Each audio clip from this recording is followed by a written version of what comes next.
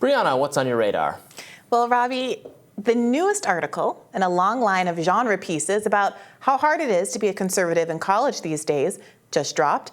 Yesterday, the New York Times published an op-ed by Princeton senior Adam Hoffman titled, "My Liberal Campus is Pushing Free Thinkers to the Right." The argument will sound familiar to all those who've read this genre. In the Before Times, Hoffman argues, politics were mostly separable from personal relationships. Conservatives of old had real opportunities to make their case and have their ideas respectfully challenged in the public square, he wrote.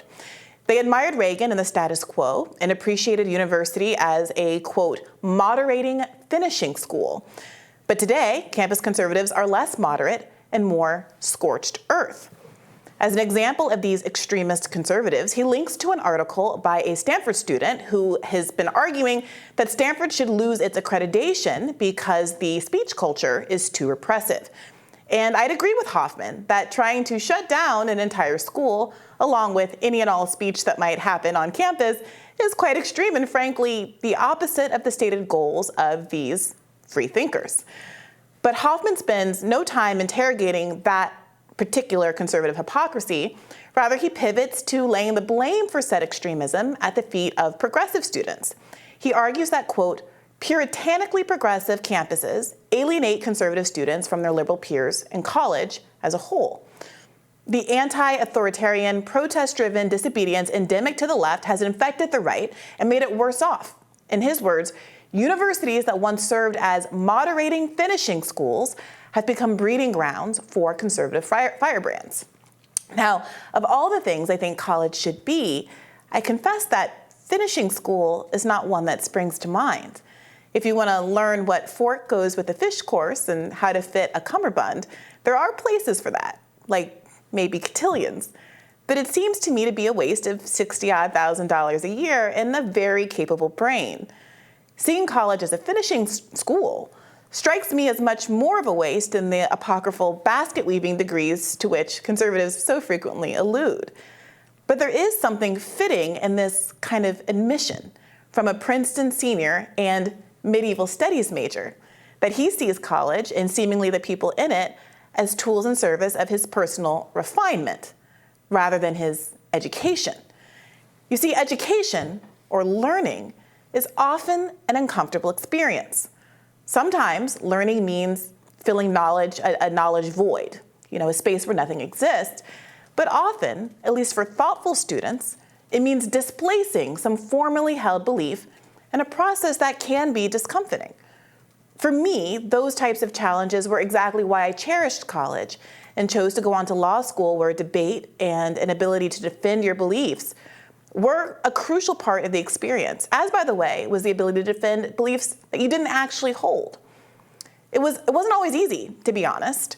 In school, I was called a communist, and not as a compliment. I've been asked to debate whether Black people were intellectually inferior to whites and whether I deserved my place in law school at all. I debated with a student who argued that white people should be compensated when neighborhoods become integrated because the mere presence of Black people brings down housing values. And in a public policy class, a student once opined as to whether Black people were inclined toward crime because apparently our parents raise us to admire crooks when we're watching movies rather than heroes or cops. During one exam season, one of my fellow students made national news headlines when an email she wrote to a fellow white classmate was leaked, in which she opined that, quote, it is at least possible that African Americans are less intelligent on a genetic level, and that she didn't mean to shy away from that opinion at dinner. Now, none of these students were censored, nor should they have been. And with the exception of Stephanie Grace, who wrote that leaked email, none of these conversations carried on beyond the classroom, to my knowledge. Stephanie Grace graduated that year and went on to complete a very prestigious Ninth Circuit clerkship, and the mini scandal had no effect on her career. These moments made law school at times unpleasant for me, but I didn't take to the pages of the New York Times to complain, and I suspect they wouldn't have been especially interested in my kvetching had I tried. But ironically, although Hoffman complains about the popularity of terms like microaggression and trigger warning, wrongly attributing, by the way, those terms which were around before I was in school to Gen Z's arrival on campus, It's hard to identify why Hoffman's own sensitivities, which drew him to air his grievances in the nation's most esteemed daily paper, are less contemptible or speech-suppressing than the student of color he describes in his article, who argued in class that colorblind ideology makes him feel unseen. Was Hoffman unable, intellectually or emotionally, to respond to the student who simply made an argument, which was their right, using their speech rights? Was Hoffman kicked out of class or docked a grade or told to be quiet by his teacher? If so, by all means, I am on Hoffman's side.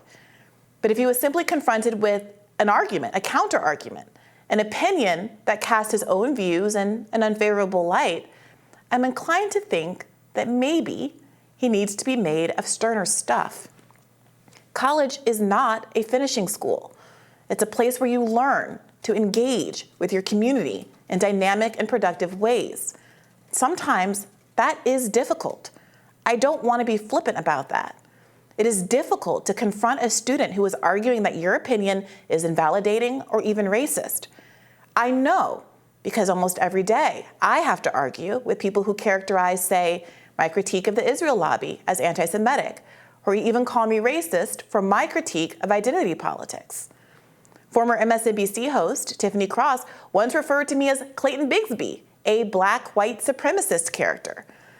But what I learned in school, and what I hope Hoffman learns in the brief time he has left before graduation, is the confidence to trust in one's own opinion, your own arguments, your own ethics, and your own morals. And if that confidence falters, to have the humility to ask important questions like, might I be wrong? And might this be one of those learning moments that college is truly about? Now, while Hoffman is concerned with whether one of the most elite universities in the world is sufficiently accommodating to his worldview, it's worth noting what else is going on in American schools. Christopher Rufo, the man who turned CRT, a little-known law school theory, into a core conservative political priority, has been appointed to the new College of Florida board by Governor Ron DeSantis. Now, how does Rufo plan to expand free thought? Well, last week he tweeted that he planned to shut down low-performing, ideologically captured academic departments and hire new faculty, presumably faculty that believes what Rufo believes, and which offers no pesky dissent, aka something I like to call ideological diversity. Rufo went on to write that the student body will be recomposed over time. Some current students will self-select out, others will graduate, will recruit new students who are mission-aligned. So while Princeton should be credited for recruiting and matriculating young Hoffman on at least one conservative campus, a board member is openly announcing his intent to make the atmosphere so toxic that students leave, and to end entire academic departments, and to change admission standards so that only students that are, quote, mission-aligned, aka students that agree with Rufo, are even admitted. Now, at my liberal institution of higher learning, I took classes from conservative professors, and I enjoyed them. I went to law school and took classes that I knew would challenge my beliefs because they would challenge my beliefs. I graduated and I went to work for a federal judge who was conservative and a Bush appointee. I chose a profession in which I have the privilege of sitting next to someone every day with whom I have substantive disagreements, but whom I also respect and learn from. Rufo doesn't want that for his students, and I'm afraid Hoffman, due to maybe critical reasoning skills that might not reflect well on the education he's had so far, doesn't see the difference between the open authoritarianism of Rufo and the organic culture shifts that have tended toward cultural liberalism. To be clear, there are some overreaches on the left. DEI has been a pernicious influence that has focused on these weird linguistic fights instead of discussions about substantive justice for all people. Hoffman could have written about those overreaches, but he didn't. Instead, he wrote a piece that seeks to blame the left for the openly authoritarian right-wing impulses that are infecting his own conservative political cohort. It's Rufo, not Robin DiAngelo, that is making conservatives fringe.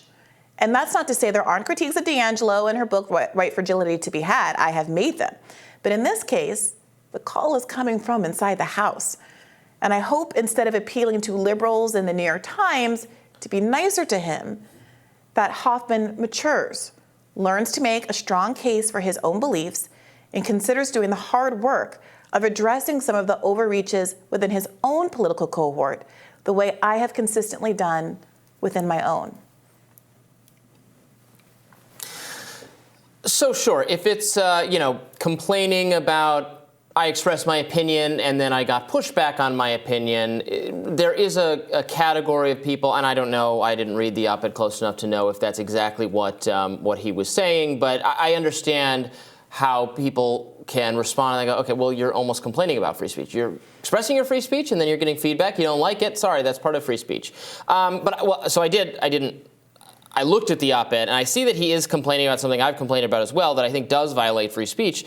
These actual bias reporting systems, Stanford has one, I just clicked onto it, the report an incident, the protected identity harm reporting process. So it's not just you say something and then you get a response to that the way it's supposed to be, but you could say something and then you could have it secretly reported to a kind of campus police system that might put you through a formal adjudication procedure that will lack fundamental due process and will not be. And this is not unique to Stanford. This happens. There's one of these on hundreds of campuses around the country. They're very bad ideas. It sounds like you agree that they're bad ideas. Yeah, I think that would be a really interesting thing to write an article about. Yeah. But regretfully, Hoffman did not write an article about that. The one example that he gave, as I recall it, was this example of having a discussion in class where he was talking about espousing a colorblind ideology, and a student responding that he felt that was invalidating. I think that's the word that the other student used. Now, I'm familiar with these kind of conversations. I also believe that a certain kind of colorblind ideology that says, hey, Briahna, I didn't even notice that you're black, is absurd. It's facially absurd. We all interact with people. When I walk into a room with you, Robbie, I know that you're a man. I know that you're wearing a suit. We all take in context clues. We're not blind. It's right there in the name, colorblind. It's silly. And for a student to say, I find that to be invalidating, I find that to be a weird kind of erasure, I find that to be a sublimation of reality, I think is a perfectly legitimate response.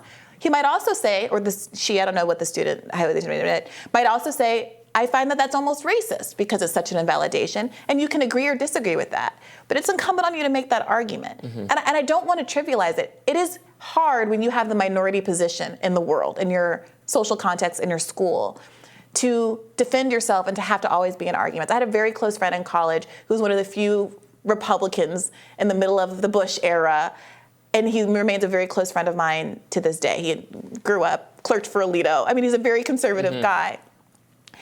And I love him. Like, we're very close friends. And I witnessed the struggles that he had in college. There were times that we had fights and had a little bit of a blow up during the during the 2008 campaign. But he is one of the smartest people I know and one of the best debaters that I know, precisely because he got into that environment and he made a case for himself. And the debates that we had over the course of college made me a better debater and more able to articulate my views and defend my positions. And so I think Hoffman has a real opportunity here. I agree with you that there shouldn't be secret pogroms to get him off campus, and that he shouldn't suffer, like I said on my radar, he shouldn't suffer any academic or any kind of concrete pressure to not say what he believes. That would be wrong. And the second he writes an op-ed saying that that's what's happened to him, I will do another radar defending that position. I wonder if the student experience, I'm now, far enough removed from the campus environment. I was just realizing it's 20 years since I was in high school. That I'm not sure if there's still, he references in that op-ed microaggressions, trigger warnings. There's been so much great research done on trigger warnings in the last 10 years and how they're bad and how they actually make people more alarmed if you more triggered? Yeah. Well, when you prepare someone, this was what the research was showing. I mean, actually, they studied them, they used them, and the students were like more alarmed and more afraid of the concept you were introducing than if you had just introduced it. There were a couple studies. There's been numerous findings on this. So I would like to see that they're being phased out, just in keeping with the science on trigger warnings. I don't know if that's happening. I have to think about that. I mean, I do remember in law school in particular, you get into some really, really thorny topics. Everyone's required to take criminal law. You're talking about rape and sexual assault in a very explicit, graphic way. And I remember not realizing at the time, but having conversations with some women in my class afterward, how affecting it was for them. And I'm sensitive to the idea that they are, at least for those class sessions, perhaps less willing, more uncomfortable participating than other members of the class. And if there's a way to make that a more comfortable experience, I'm open to that. I want everyone to be able to kind of come to these conversations with an equal playing field. However, I'm also very open to the idea that simply saying trigger warning isn't necessarily the best way to go about it, and that sometimes the vulnerabilities that you bring to the classroom are just that. The same way that Hoffman has to deal with the fact that he has a conservative position sometimes. If you've been through a trauma, and you choose to go to law school and engage, like at a certain point, it's difficult to get around this kind of stuff. Yeah, because you're going to have to handle it as an attorney, just as if you were going to medical school and if you're squeamish about blood or something, you're going to have to work past that to be successful in the field. There have been op-eds from law professors, very famous law professors, expressing concern that they've heard from colleagues that they're actually they're moving away from even teaching aspects of the law as it pertains to sexual assault because of the fear that there will be not just students complaining or students uncomfortable, but students actually filing grievances with Title IX, that there have to be investigations, which I think would be a terrible setback for actually grappling with sexual assault. I will say that there's one thing is having a conversation about it. There were also lessons that got to a place where the kids started like joking about like hypotheticals of, okay, so if I drag a girl behind the dumpster or rape her for 15 minutes, like it got there. There's a way that I still think a professor has a responsibility to make sure the classroom discussion is professional and sensitive, without, in a way that, doesn't undermine the ability to teach the fundamental lessons. So I do think that there's a there, but it's difficult. Yeah. It's difficult. And the colleges should hire competent professors who are able to navigate those waters successfully and not, if you leave it to the DEI bureaucracy, 100%. they're going to reach a not necessarily education-enhancing objective. Yeah. All right, we'll have more Rising right after this. Please stay with us.